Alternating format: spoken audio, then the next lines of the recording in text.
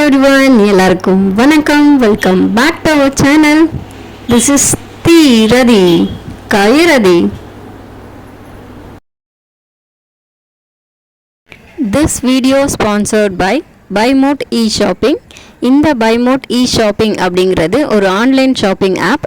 நீங்கள் உங்கள் வீட்டுக்கு தேவையான கிராசரிஸ் எல்லாம் ஆன்லைனில் பர்ச்சேஸ் பண்ணணும்னு நினச்சிங்கன்னா இந்த ஆப்பை யூஸ் பண்ணி பர்ச்சேஸ் பண்ணிக்கலாம். இந்த BuyMote e-shopping ஆப் இப்போது ப்ளே ஸ்டோர்லேயும் அவைலபிளாக இருக்குது, ஆப் ஸ்டோர்லேயும் அவைலபிளாக இருக்குது. இந்த ஆப்போட லிங்க்கை நான் கீழே டிஸ்கிரிப்ஷனில் கொடுக்குறேன். தேவைப்படுறவங்க டவுன்லோட் பண்ணி யூஸ் பண்ணிக்கோங்க.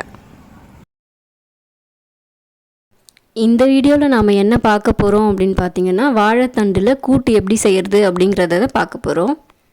நீங்கள் இந்த கூட்டை இட்லி, தோசை, சாதம் எது கூட வேணும்னாலும் பிசைஞ்சு சாப்பிடலாம். வாழைத்தண்டு கூட்டு செய்வதற்கு தேவையான பொருட்கள் என்னென்னு பார்க்கலாம்.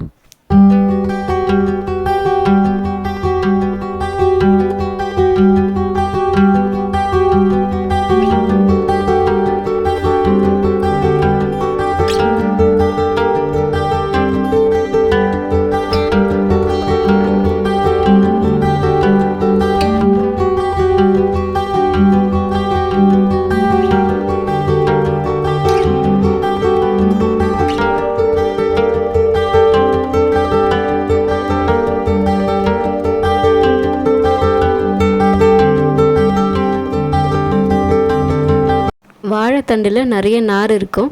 அதை இந்த மாதிரி கட் பண்ணி கையிலே சுற்றி அந்த நாரை எடுத்துடணும்.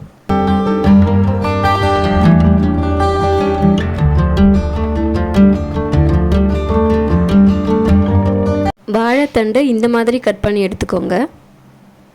ஒரு குக்கர் எடுத்துக்கோங்க. தாளிக்கிறதுக்கு தேவையான எண்ணெயை அதில் ஊற்றிக்கோங்க. எண்ணெய் நல்லா சூடாயிட்ட பிறகு கடுகு அதில் போட்டுக்கோங்க.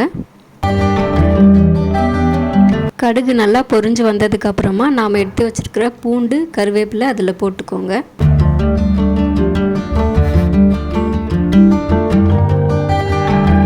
இப்போ நாம் கட் பண்ணி அலசி வச்சுருக்கிற அந்த வாழைத்தண்டை எடுத்து போட்டுக்கோங்க. வாழைத்தண்டு இந்த மாதிரி நல்லா வதங்கினதுக்கப்புறமா அதுக்கு தேவையான உப்பு, மஞ்சள் தூள், மிளகாய் தூள் சேர்த்து நல்லா மிக்ஸ் பண்ணி விடணும்.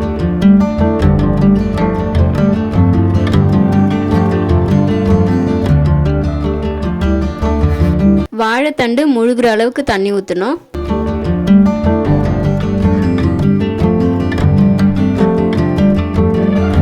எல்லாத்தையும் நல்லா மிக்ஸ் பண்ணிவிட்டு மூடி வச்சிடுங்க.